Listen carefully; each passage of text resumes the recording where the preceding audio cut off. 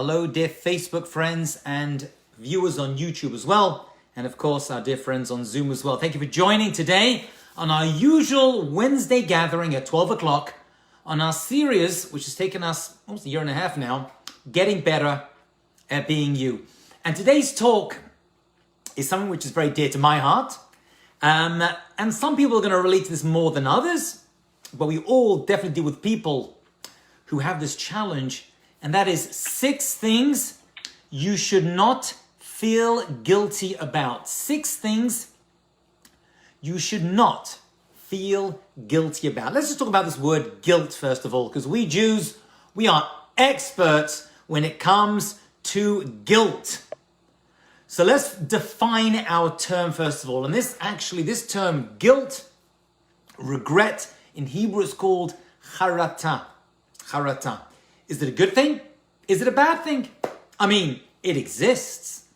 Most normal, ethically minded people, hopefully at some point in their lives, at least as a Jewish people, at least once a year, we feel guilt and regret, which we can use as interchangeable terms, pretty much the same thing, pretty much. Although guilt has negative connotations. We all feel guilty about things we've done in the past. What is the Jewish view on feeling guilty?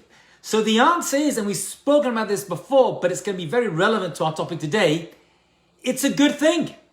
We should feel guilty. We should have regret on the mistakes we've made in the past. If we don't feel a little bit guilty, don't feel some regret on our actions from the past, we're not going to recognize them as being mistakes, and we're not going to change our lives for the future.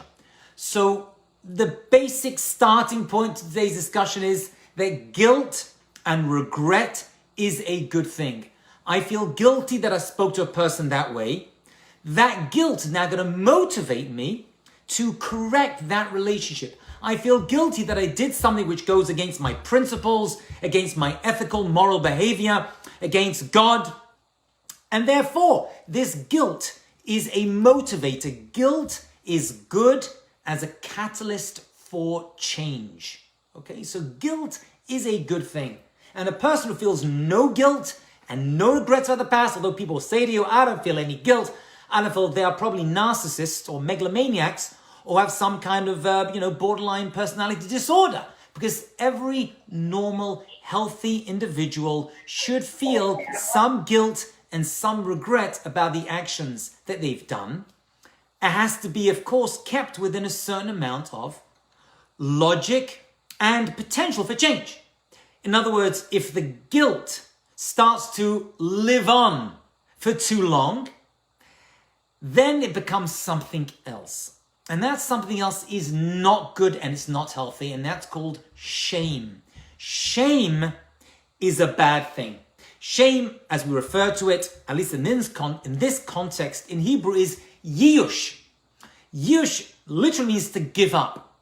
I feel so bad about what I did in the past. There is no salvation. There is no redemption for me. I am a bad person, and there's nothing that can be done to rectify the situation that I found myself in. And that's a bad thing, because that immobilizes you. Guilt and regret is good. It gives us the potential to change things about ourselves, actions that we have taken for the better. We change those things and then we move on. That's good, healthy regret and guilt. I feel bad. I said something, did something. I apologize. I make the correct changes that I need to make in order to make myself into a better person. And that's good, healthy guilt. Everyone should live with a little bit of guilt in their lives. A little bit of guilt. I made a mistake. There's room for improvement. I can become a better person. I can improve myself. I can create a new being. Guilt and regret, as we've described it so far, are excellent. And why they're good is they're about an action. The opposite of that is shame. Shame is bad. And people live in shame. And I hear this all the time from my counseling practice and my classes. People can live in shame for weeks, months, years, decades. People feel shameful about things that they did years and years ago. Now that's already unhealthy. That's guilt gone too far. And that's not a good thing. Because shame is no longer about what I did, which I've since apologized and fixed as best as I can. Shame is I'm bad. It's about the person. The person, him or herself, are bad. That's not a good thing. So guilt, as we said, is good as a motivator for change. But shame is, I can't be any better. I am a bad person. What do you want from me? Once you enter into that form of dynamic with yourself, with your partners, your loved ones, your children, then already you've closed off any growth. And so guilt is a good thing. Besides guilt becoming shame, which is a bad thing, guilt can also influence and leak into another area of our lives. Now, once again, we said that guilt is good, but there's some things, and I've made a list of 6. I could have sat down for much longer, but I've been too busy and given you a list of 20 things. But for the short class we have today, I'm going to give you my top 6 things through my counseling work, my teaching, and other personal experience that are not things you should feel guilty about. Now, once again, let's define our terms. When I say you should not feel guilty, that means there are things that happened. There are things that maybe should not have happened, and you've tried to some degree, and maybe there's still more effort to be done to fix that part of yourself or that action, that thing you said. And remember, no one is perfect. The Torah was given to humans because there's always room for improvement. That's why the Torah was not given to the Malachim, the angels, because they don't need it. Okay, here's our list. This is me speaking personally. You can disagree if you want to, although they're all true, so I wouldn't bother disagreeing, but you can definitely add to this list. Number 1, don't feel guilty about feeling good about yourself. Okay? Don't feel guilty about feeling good about yourself. I must tell you something. I received a phone call this morning, and I'm not going to reveal in any way who called me, but it was a couple who I became close to relatively recently, and they called me together with a question this morning. It's a true story. They're about to celebrate an anniversary. I'm not going to say which one, but a big anniversary. And they are well-to-do people and wonderful people involved in the community and philanthropic. And the husband wanted to buy a very nice gift for his wife. So they called me the rabbi, not because they want to buy me a gift as well, but they wanted to know if they should buy a big gift, a medium gift, or a small gift for his wife for the anniversary. And they were both on the phone. Now you're probably thinking, why would you call a rabbi about such a thing? But actually, it's a great question. Because do we want to stand out in the community? A person does not want to bring too much ayin hara, chas v'chalila, too much jealousy upon themselves. I mean, we're all very good at asking rabbis questions about many things, but this is actually a really good, important thing. I asked similar questions about my life when I bought my house, the size of it, and various things that we have to deal with in life. These are good things to just check in with, even if it's not such a big question. It's still worth asking. Part of the conversation was a little bit of, as I understood it, a little bit of guilt because I have and they don't have, and therefore I don't think I should have this thing. I'll tell you the answer I gave them. And I believe this to be very, very true. You're people of means. You're philanthropic. You've been blessed. You give away a lot of tzedakah as well. You use the resources Hashem, God gives you, well and positively. Don't feel guilty about buying something nice for yourself. It's an anniversary. Happens to be before a Jewish holiday. The Shulchan Aruch, Rabbi Yosef Karo tells us before a Jewish holiday, we should buy nice gifts for our spouses to make them enjoy the holiday, whether it's good meal or wine or some kind of gift, clothing or jewelry. So have that in mind, so you're adding a mitzvah to it as well. But don't feel guilty. If Hashem blesses you with something, and you want to use it to express your love towards your spouse, your family, your children, and within moderation, which you check in with the rabbi to make sure, you want people saying, that's nice. You don't want people saying, whoa, what is that? You know what I'm saying? Although there's always going to be such people out there. But that's fine. Don't feel guilty about feeling good about yourself. And if that means dressing well, if that means exercising, we'll talk about more, right? I'm a busy person, Baruch Hashem. I get many phone calls. And I play tennis. That's just me. I like to go out, play tennis. I like to read. I like to do a lot of other things outside of the work I do. I get a lot of calls from people, a lot of emails. I could, as many of you could, be busy all the time taking care of other people. But then where am I? I've lost myself. And the Torah tells us, V'ahavta l'recha kamocha. You have to love others like you love yourself. And therefore, don't feel guilty. Now, I'm going to say something rather unusual. Some people listen to this class, I know, and they don't feel guilt at all. They just are totally okay. And I'll be honest with you, I admire such people. They don't carry any guilt. I mean, we should all feel a little bit of guilt about mistakes. But when it comes to some things, I mean, my wife is a person, if you ask her, she'll say it plainly. I take care of myself and I don't feel bad about it. I carry this thing with me. And it's always going to be with me.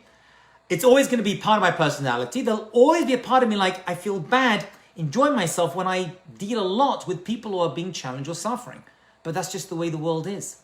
And if I can't enjoy, and you can't prioritize yourself, that we're going to talk about in a moment, you can't feel good about yourself, whether that's with enjoying a good food, going on vacation and disconnecting. I was actually a rabbi in a Passover program, and I was talking to a guy, and I said, oh, can I have your phone information? And I said, what do you do for a living? And he said to me, I'm sorry, I made a decision with my wife. I'm not going to discuss what I do for a living for all of Pesach.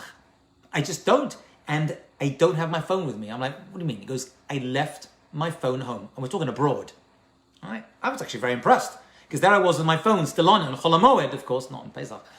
But that's a very, very sure sign of a person who's really not feeling guilty about feeling good about themselves. And that's what you need to do. And that's a very healthy sign of self-development and self-growth. Guilt is a good thing, but that can leak into feeling guilty about things that make you feel good. And then it's a problem. Number 2 of our list of 6. Don't feel guilty about saying no to people. Now again, some people say no, it comes easy to them. If you can identify, I am one of those people where I find it difficult.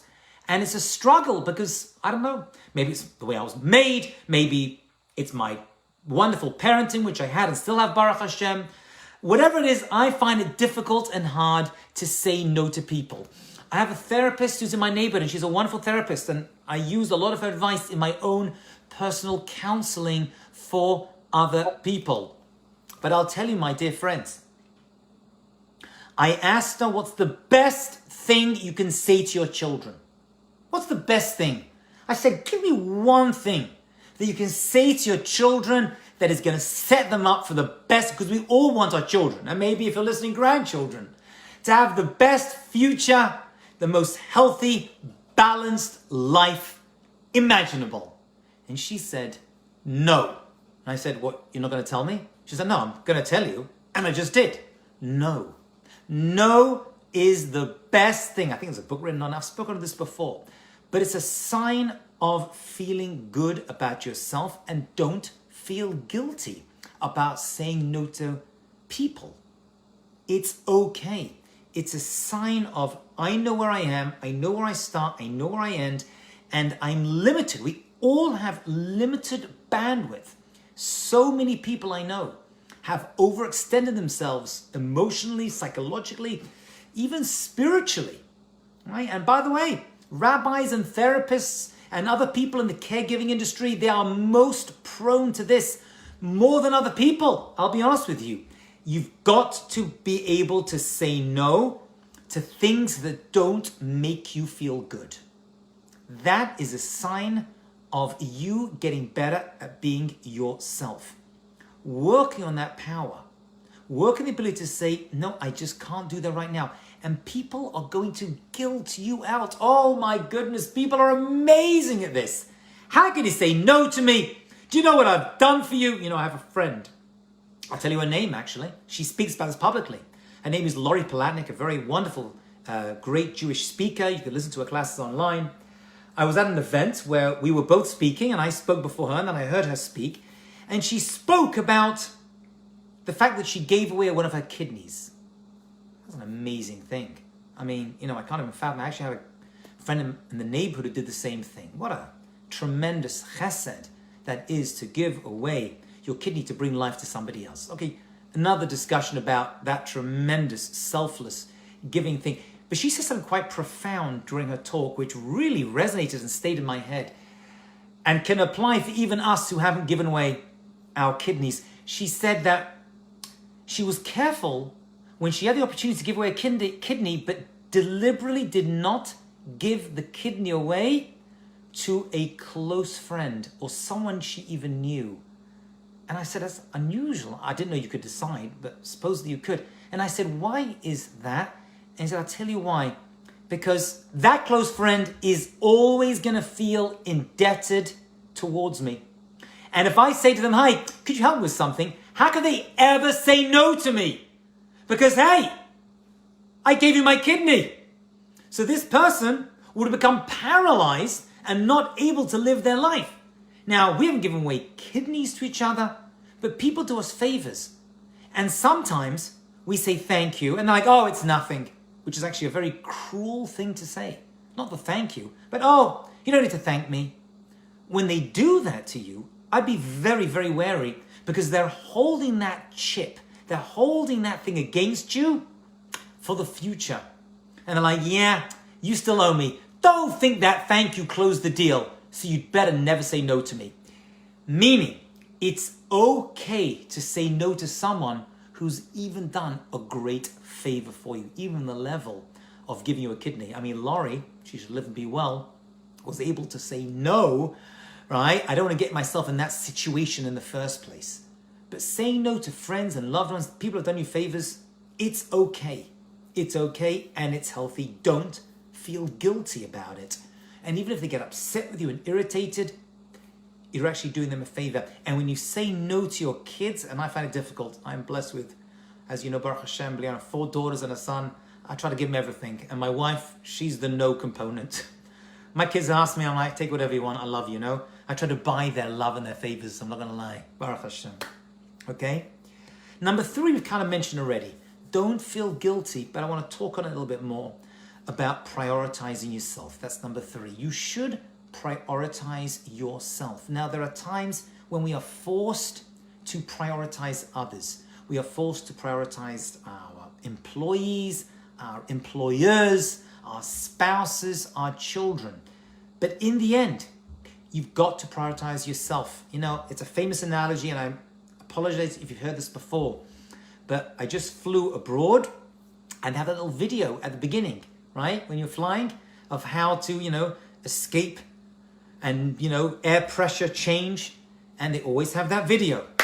And I always take a photo of it. And it's the mother with the child sitting next to her.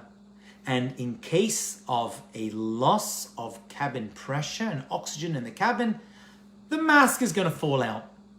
And what do they always tell you? And they give you a video in case you don't understand what they're saying. You've got to put on your mask first. Now think about it. I've never, Baruch Hashem, been in a situation where the masks are full. But there you are in the cabin. No one can breathe. Your little 5-year-old daughter, chas v'chalila, is sitting there choking for air, dying, gasping. And you know what they tell you to do? Yeah, don't worry about them right now. First of all, put on your mask. You're like, well, that's so cruel. Now, if you just look at that little snapshot of this child turning blue, excuse the comical vision of it, the child turning blue, not to breathe, and there you are breathing nicely, at least for a couple of moments. You're like, that's so cruel. But we know instinctively that if my mask is not on me and I can't breathe, then I can't help anybody else.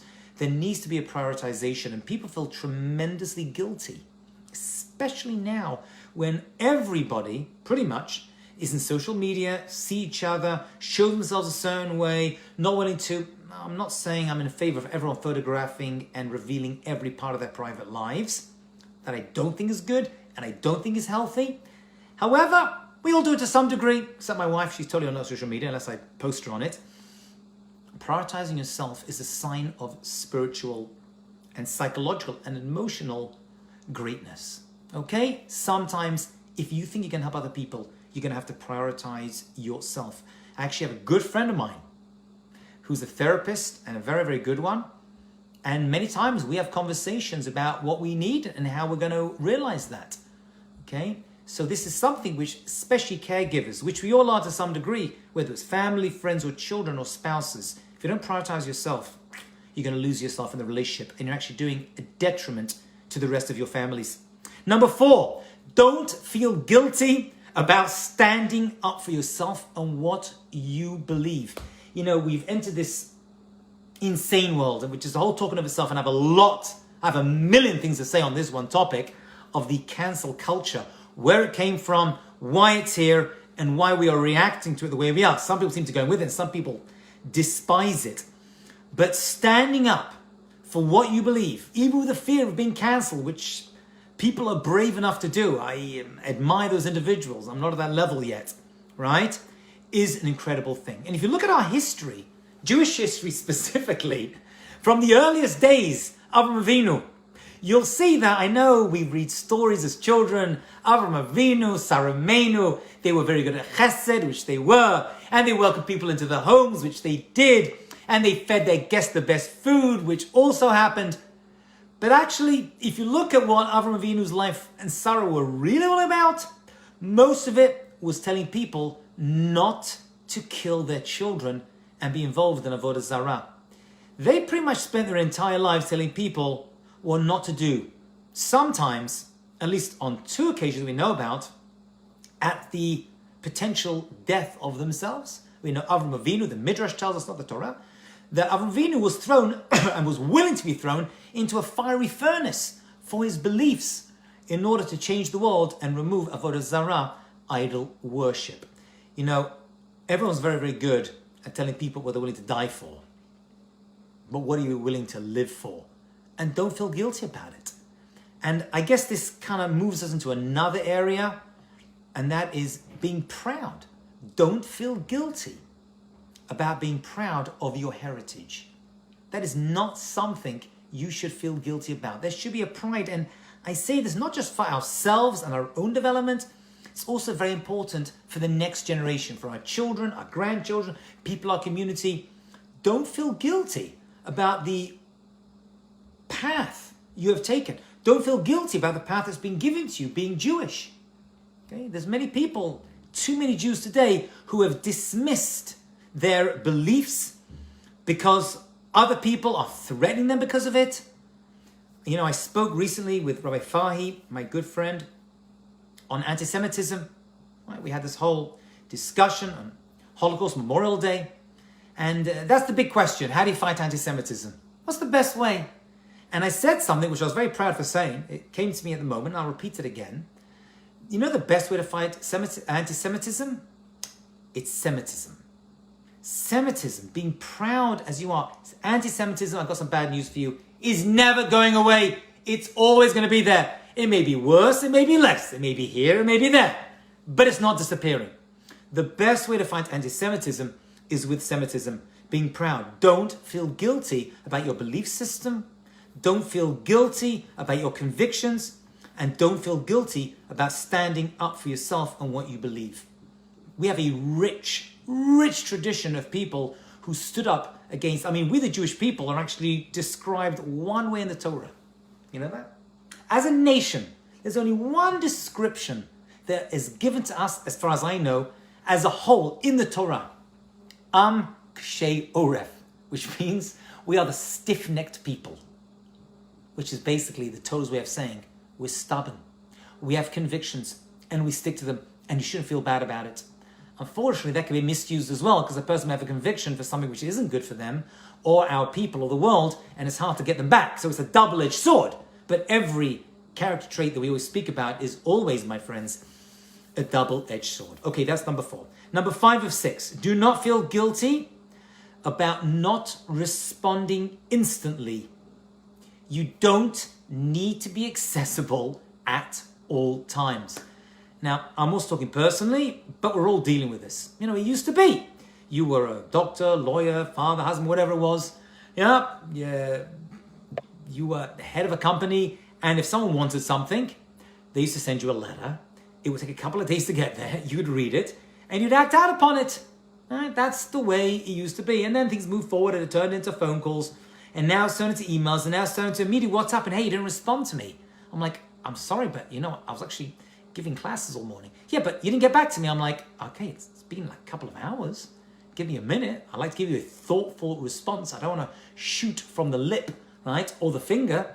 Give me a chance. This is a common phenomenon I hear. Do not feel guilty about it. It's okay. It's okay not to get back to people instantly. And they're going to hock you and you didn't respond. Rabbi, where are you? Friend, where are you? Boss, employee. Take it easy. If you want to respond with, I got your message, I'll get back to you. Great.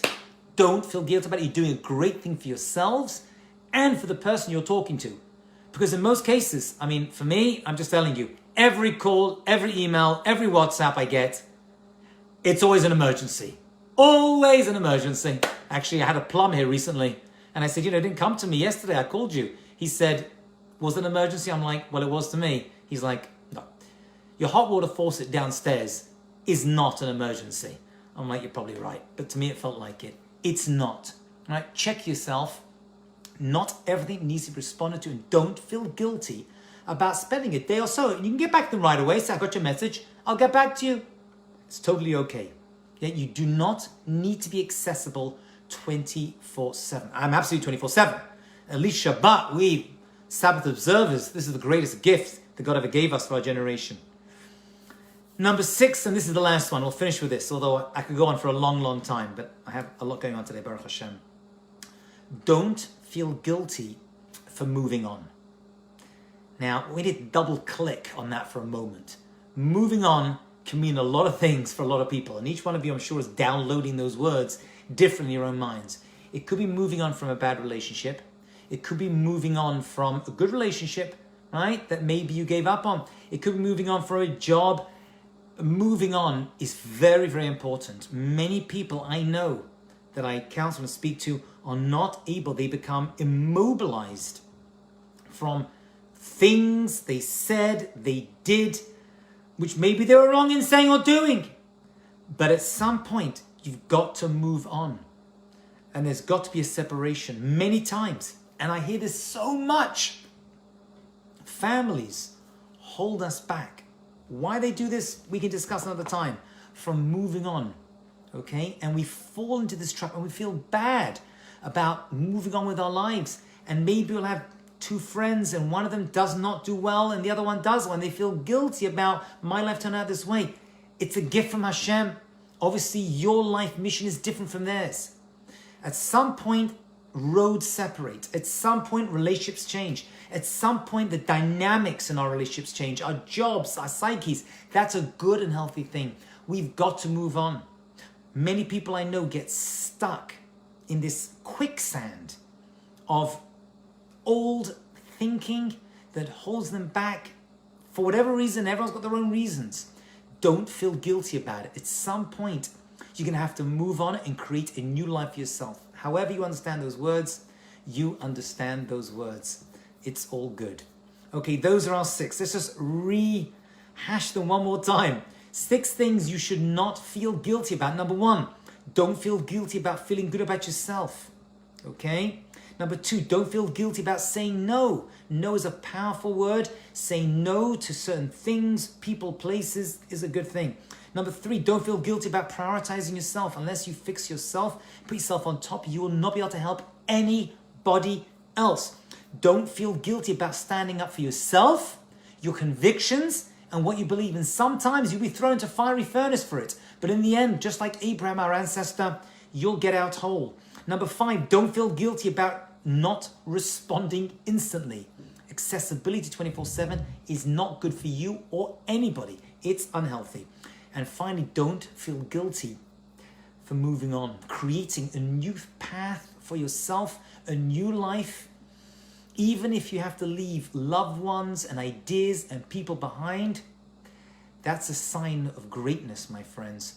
And guilt, while good, on past mistakes, if it leaks into this area, these 6 is going to hold you back from achieving your greatest potential in life. And nobody wants that to happen to you. Thank you all so much for joining. I hope you gleaned some nuggets of information from today's talk. Wish you all a Shabbat Shalom. And God willing, we'll be back next Tuesday night.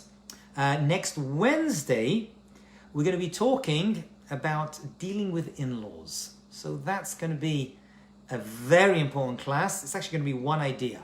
Just one idea. And that'll be next Wednesday. So if you have in-laws or friends of in-laws or you are an in-law, you want to check in next Wednesday at 12 o'clock. Thank you all. Have a wonderful, successful day.